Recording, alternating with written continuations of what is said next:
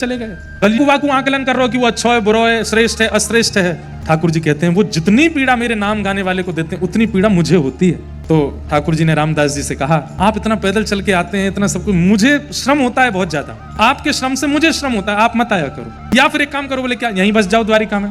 रामदास जी बोले गृहस्थाश्रमी हूँ, कम से कम एक दिन ही सही अपने गृहस्थाश्रम का निर्वहन तो करूंगा।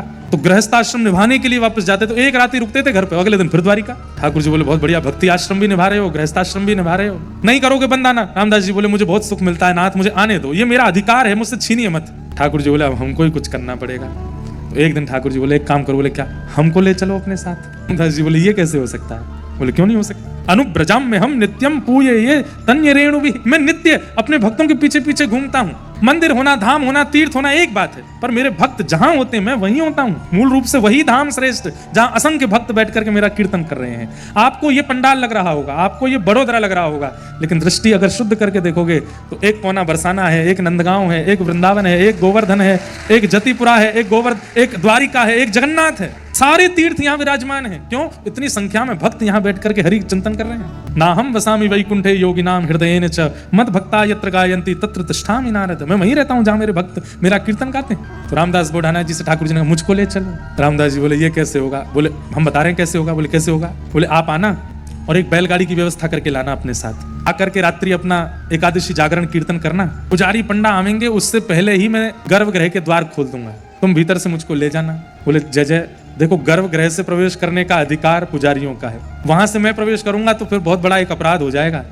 और एक बात, बोले क्या? मैं आपको नहीं ले जा रहा, आपको जाना है मेरे साथ। मैं आपको नहीं ले जा रहा हूं, आपको जाना है। तो भाई अब किसी को किसी के साथ जाना है, जिसकी जाने की इच्छा है वो योजना बनाए, मैं क्यों बनाऊं योजना? हाँ बैलगाड़ी में ले आऊंगा, बाकी मंदिर से बाहर मैं नहीं लेके आऊंगा, आप खुद आओ। ठाकुर जी बोले तो फिर हम एक काम करते हैं। बोले क्या? पीछे खिड़की हम उससे तोड़ के बाहर आ जाएंगे। हाँ तब तो लगेगा भी कि हाँ प्रेम के वश आप गए हो, सामने से जाना कोई जाना है। रामदास जी गए, रात भर कीर्तन किया। प्रातः काल का समय होते ही रामदास जी तो प्रणाम करके जय जय मैं जाऊं, प्रतीक्षा करूं बैलगाड़ी पे। ठाकुर जी पीछे की खिड़की तोड़ करके बाहर निकले। आज भी वो खिड़की है, क्या बोलते हैं आपके गुजरात में उसको? बाड़ी। रामदास बुढ़ाना की बाड़ी, अब जो भी बोलते हो। द्वारिकाधीश जी वहां से निकल करके आए। सोचिए रामदास जी नीचे खड़े, रथ चलाने का, तुम पीछे बैठो हम चलाते हैं। रथ चलाने लगे। ठाकुर जी का स्पर्श करते ही महाराज वो तो जो बैल थे वो तो गरुण जी हो गए, और गरुण जी होते ही महाराज वो तो हवा की तरह बात करते हुए पहुंच गए। रामदास जी बोले जय जय, आपने हमको पहले ये कोई मंत्र बता दिया होता तो इतनी एकादशियां हम भी गरुण जी पे ही बैठ के कर लेते। बोले अब कोई बात नहीं, अब तो तुम्हारे पास ही आ गए हम। बोले आप प्रभु सीधे अगर गांव में पहुंच जाएंगे कोई बिना व्यवस्था योजना के, और पीछे से सब आ रहे हैं तो बहुत दिक्कत हो जाएगी, कोई और योजना बनाओ। ठाकुर जी बोले यहाँ पर एक ये बावड़ी है, एक तालाब है, इसमें तुम हमको छुपा दो, और पीछे से सब आएंगे, जांच पड़ताल करेंगे, कुछ नहीं मिलेगा, लौट जाएंगे, फिर हम विराजमान हो जाएंगे। ठीक है, ठाकुर जी को नीचे विराजमान कर दिया। यहाँ से सब पुजारियों ने आकर के जैसी जांच पड़ताल की, बोले तुम्हारी बैलगाड़ी में आए क्या? ठाकुर जी को लेके चुरा के लाए हो? बोले देख लो कुछ नहीं है। बैलगाड़ी के पीछे गाड़ी पूरी जांच की, कुछ नहीं मिला। तभी एक पुजारी जी को ठाकुर जी की पीताम्बरी मिल गई, थोड़े से पटका मिल गया। देखो देखो देखो द्वारिकाधीश जी के वस्त्र हैं ये, तो झूठ बोलता है, इसने कहीं छुपा दिया ठाकुर जी को। पुजारियों ने बहुत मारा रामदास जी को। जैसे ही मारते हुए बोले हमें लगता है इस बावड़ी में छुपाए, नीचे जाके देखो। नीचे जाके देखा तो जल का जो वर्ण था वो रक्त वर्ण का हो गया, और वहीं एक जगह एक गुफा सी में ठाकुर जी का श्री स्वरूप विराजमान, और उसी में ही वो घाव प्रकट हो गए जो रामदास जी को दिए। ठाकुर जी वहीं नाराज होकर के बोले मेरे भक्त को पीड़ा दी है आप लोगों ने, मेरे प्रेमी को पीड़ा दी है, वो पीड़ा मुझको लगी है, और इस पीड़ा के कारण मेरे अंग से देखो रक्त प्रवाहित हो रहा है। कितना जघन्य पाप किया तुम लोगों ने। अब हाथ पांव जोड़ने लगे, जय जय हमसे अपराध हो गया। ठाकुर जी को औषधि आदि लगाई गई। ठाकुर जी को ऊपर लाके बीच में बिठाया, एक तरफ रामदास जी बैठे, एक तरफ द्वारिका के सब पुजारी बैठे। बोले जय जय आपने ये क्या किया? बोले कि इनके प्रेम के भाव से हम इनके साथ चले आए। बोले इनके साथ तो आप चले आए, पर द्वारिका को कितना सुना करके आ गए आप। वो धाम है, वो तीर्थ है, 4 धामों में एक नाम है उसका, सब कुछ वहां से चलता है। आप यहाँ कैसे आ सकते हैं छोड़ करके? हम आपके बिना प्राण त्याग देंगे, हमारा परिवार प्राण त्याग देगा। सब रोने लगे द्वारिका के लोग। ठाकुर जी बोले हम एक काम करते हैं। बोले क्या? सुनिएगा ठाकुर जी की बात। ठाकुर जी बोले जो हमको लेके आए हैं भगत जी, आप एक काम कीजिए। बोले रामदास जी बोले क्या? जितने द्वारिका के लोग आए हैं हमको तोल तोल करके हमारे समान वजन के भार का सोना इनको दे दो सबको। आप सबको हमारे भार का सोना मिल जाएगा, आप राजी हो जाना। द्वारिका के जो लोग थे वो सब बोले भैया द्वारिकाधीश बहुत भारी हैं, इतना सोना तो बन ही जाएगा कि 2-3 पुस्तों तक चलता रहेगा। सब द्वारिका के लोग बोले कोई बात नहीं, हम द्वारिका को संभाल लेंगे, आप सोना ही दिलवा दो। भाई कस्टम ने 1200 करोड़ की तस्करी रोकी। रामदास जी बोले भगवान सोना का नाम ही सुना है, हमने देखा कभी नहीं है, ये आपने कैसी आज्ञा कर दी? वो भी एक आध को देना हो तो बात चले भी, इतने सारे ये सब द्वारिका के लोग कहां से दूंगा मैं? ठाकुर जी बोले कान इधर लाओ हमारे पास। रामदास जी ने कान पास किया। ठाकुर जी बोले शास्त्रों में वेदों में हमारे लिए क्या लिखा है? बोले क्या लिखा है?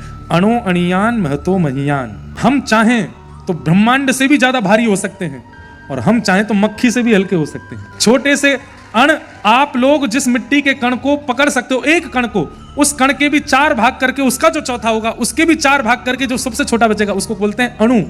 उसके भी छोटे अंग को बोलते हैं परमाणु। ठाकुर जी कहते हैं वो भी मेरा स्वरूप है, मैं हल्के होने में राजी हूं, तुम तो बस हमें तोल दो। बोले तोल तो दूंगा लेकिन पडले में क्या रखूंगा? ठाकुर जी बोले तुम्हारी बहू जी है ना, हाँ, उनके कान में एक सीख के बराबर एक बहुत हल्का सा एक सोने का एक तार है, उस तार से हमको तोल दो। बोले तार से तोलोगे आप? बोले हाँ। तराजू लेकर के आए, पुजारियों से कहा हाँ भाई पुजारी जी आप लोग एक काम करो, द्वारिकाधीश को उठा के तो रखो तराजू पे।